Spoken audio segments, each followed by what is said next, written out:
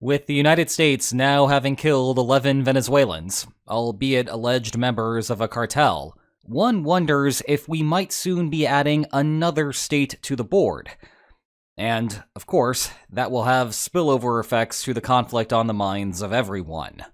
This is the USS Lake Erie. Is she named for the most beautiful lake in the world? Perhaps. But I can tell you with more confidence that she is one of at least 9 military vessels currently deployed toward Venezuela. Their mission? Good question.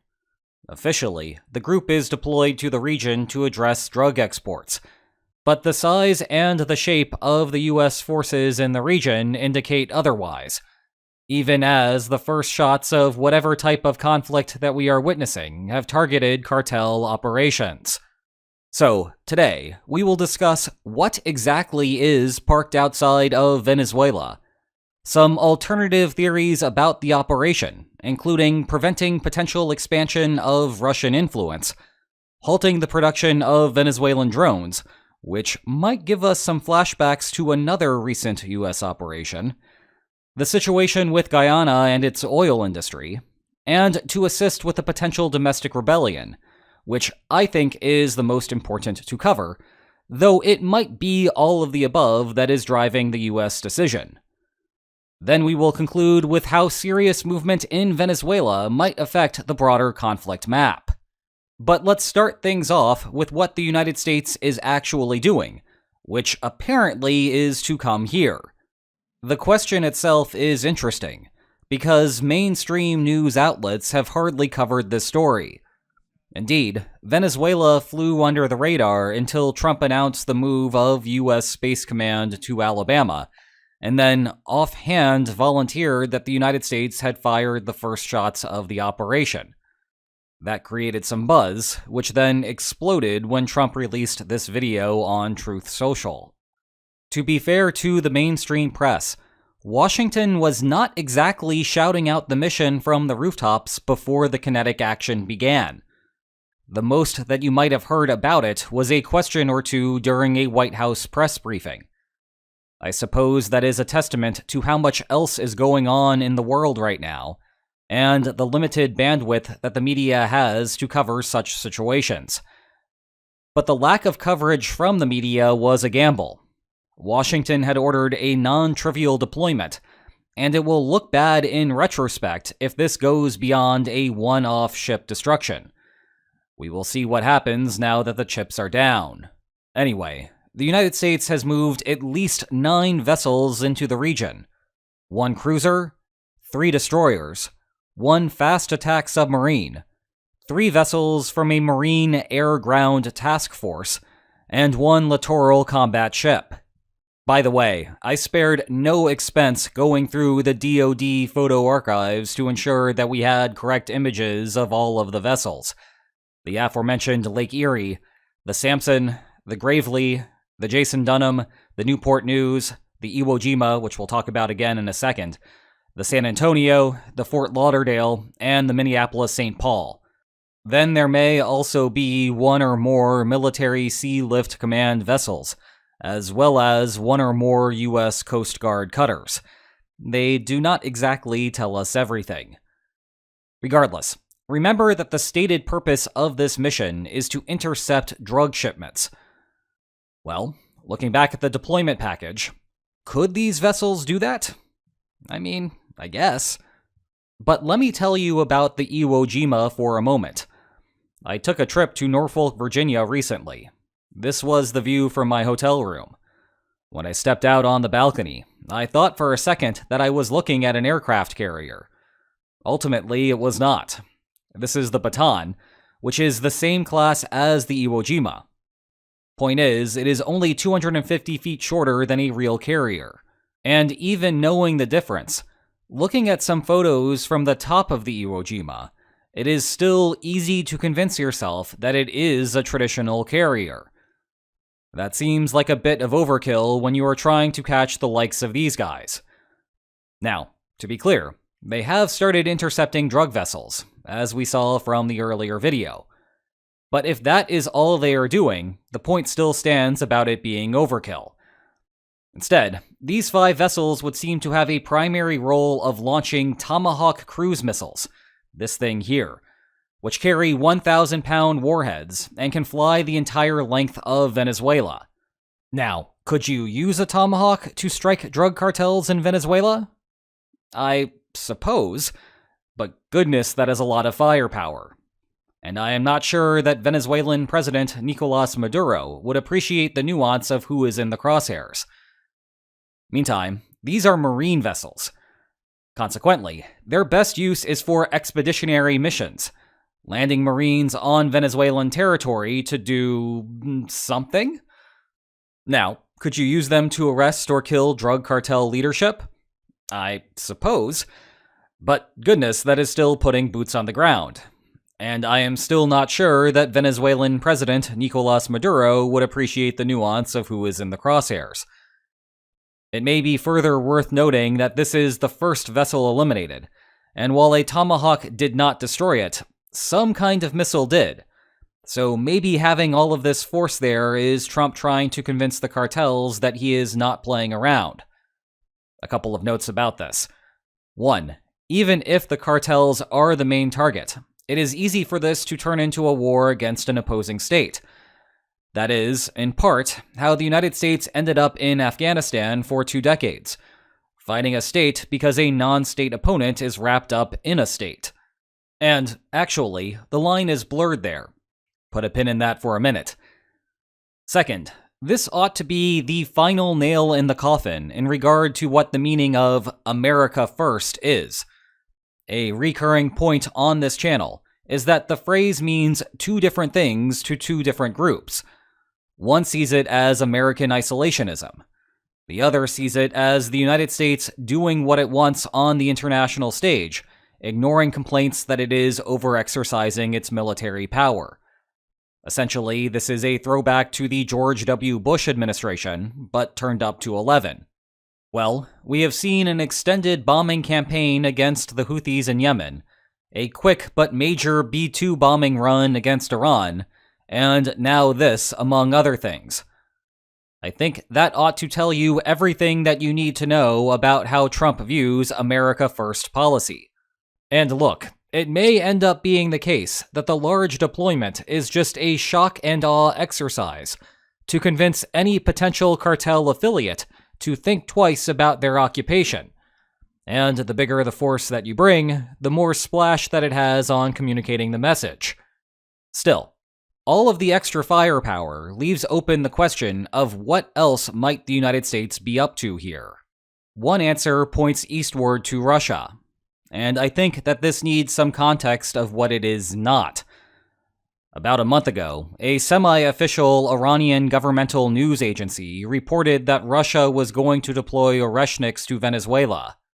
You may remember these as the nuclear-capable hypersonic missiles that Russia fired on Ukraine once in November 2024, which Putin warned in this video signaled was the beginning of a new level of crisis escalation. Then everyone realized that these were just expensive missiles that travel really fast, but otherwise are not particularly concerning. And then the whole thing rightfully faded into memory. Cue some sarcastic clapping. Of course, that did not stop op-eds about how this is a new Cuban Missile Crisis, claiming that the United States must intervene now or face the consequences. In truth, though, the Cuban Missile Crisis created a new danger for the United States, because the Soviet Union was stationing nuclear weapons in Cuba that could strike the United States' mainland. Today, however, everything inside of the United States is already in range of Russia's intercontinental ballistic missiles. So, no need to worry that placing Oreshniks in Venezuela alters the balance of power in any meaningful way. Nevertheless, Venezuela would like to work closer with Russia. Thus, what we might be witnessing here is a 21st century application of the Monroe Doctrine. The United States is placing assets in the region to deter Russia from trying to increase ties to a country on this side of the Atlantic. Bear in mind that this comes at a time when leaders from China, Russia, North Korea, Iran, and others are all meeting in Beijing, which is placing greater stress on the Western coalition. Sticking with the theme of preventing arms production, let's talk about drones. And this further convolutes our trial by fire. There are rumors of cooperation between Iran and Venezuela on drone production. Venezuela has already produced the Zamora V1, which is a riff on the Shahed 131. It only has a range of 19 miles, though, so perhaps watch out USS Lake Erie, but also Lake Erie has nothing to worry about. That said, a properly made Shahed drone, up to specs like what Russia uses in Ukraine, has a range of 1,600 miles. Lo and behold, such distance takes you all the way to Tallahassee, Florida. And while I am sure that the folks in Tuscaloosa, Alabama might not be too dismayed by that news, it represents a serious change to the threat that Venezuela poses to the United States.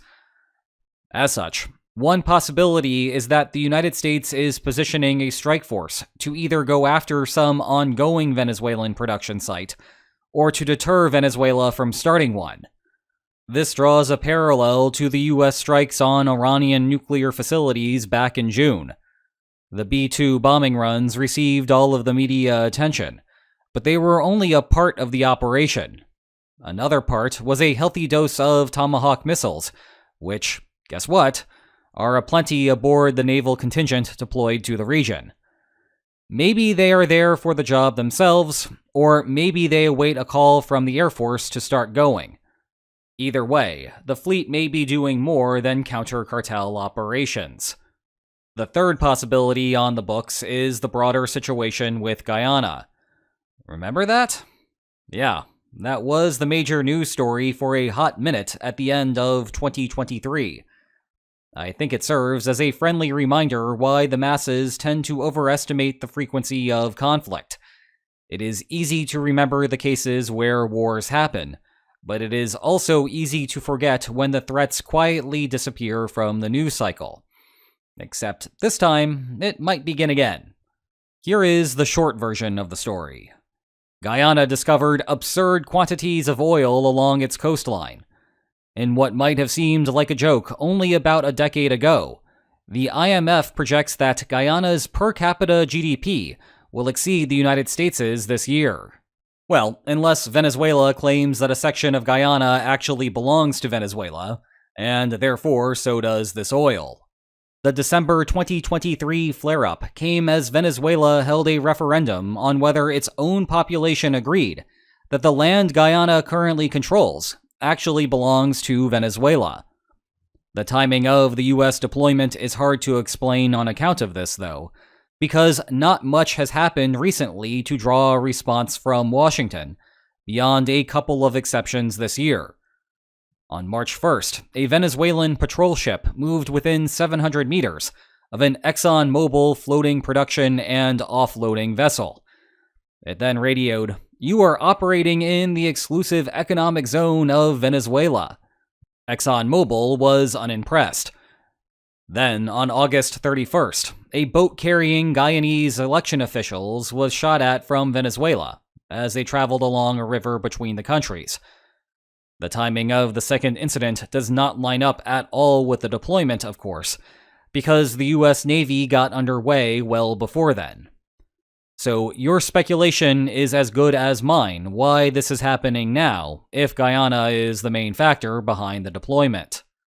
The final possibility is regime change in Venezuela, and the conversation surrounding this prospect tends to lose some of the nuance. Make no mistake, the United States wants him gone. Here is his wanted poster, with the cash reward recently doubled to $50 million. And, actually, going back to the comparison to Afghanistan, you can see that little distinction is being made between the world leader and the cartel business. However, these ships by themselves are not enough to launch a normal operation to remove a well-entrenched leader. The 1989 overthrow of Panama's Manuel Noriega provides a useful parallel here. A couple of autocratic leaders who ignore election results, 2 countries tied to the drug trade, and strategic interests in both locations, oil in Venezuela, and a canal in Panama. The big difference is that the Panama invasion force was 27,000 strong. Meanwhile, the Marine detachment near Venezuela is only 3,000. So unless they are planning a very precise arrest and extraction, the overthrow strategy must be radically different. With all of the tomahawks, you might suspect that the plan is to bomb Venezuela into submission. Well, if I were Maduro, I might be careful with my upcoming travel plans. But such pure bombing campaigns have a poor track record at accomplishing this type of goal. Just look at what happened over in Yemen earlier this year, with the United States trying to blast the Houthis into submission. There was some attrition of the Houthi capacity, yes, but the movement lives on and is still causing trouble along the Red Sea. But while Venezuela warns the United States not to step foot in the country, it remains possible to overthrow Maduro without doing so. The key is having a substitute for your own boots on the ground. One thing that often gets missed in the Trump is getting adventurous in every place other than Ukraine discussion is that Maduro is unpopular in Venezuela and, by most international accounts, lost the 2024 election by a significant margin. The problem for potential protesters in any country is that staging an uprising is risky, especially when the government has all of the military hardware. Some of that concern dissipates when a foreign power can provide the counterbalance, as the United States might be doing. There is even a leader waiting in exile, again widely regarded as the legitimate winner of the previous election. But there is a bit of a chicken or egg problem here, where the foreign power might not want to pay for a deployment to start a revolution that never happens, while the revolutionaries do not want to test the government without knowing that they will have backup. Well, the United States may have resolved that problem by taking the initiative. What happens next is in the hands of the Venezuelan masses. I want to close out by putting this in the broader context of the world at war. One last look at the map for posterity's sake. A ton of ink has been spilled about how Russia is using its oil revenues to fund its invasion of Ukraine, largely thanks to the willing buyers in China and India. However, Venezuela has the largest proven oil reserves in the world. The only problem is that the crude is heavy and sour. Refineries in the United States can handle it, but the United States has most Venezuelan oil under sanction.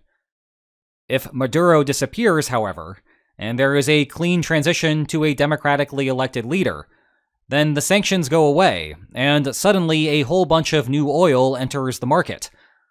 It might take a bit of time for all of this to happen, but eventually you get lower prices on the global market, which will either restrain Russia's capacity in Ukraine if the war is still ongoing, or reduce Russia's ability to reload in the event of a ceasefire. Either way, that will be a significant win for the broader Western coalition. Speaking of significant wins, you can score a couple of easy ones with these two books on the war. Check the video description for more information about them. And if you enjoyed this video, then please like, share, and subscribe, and I will see you next time. Take care.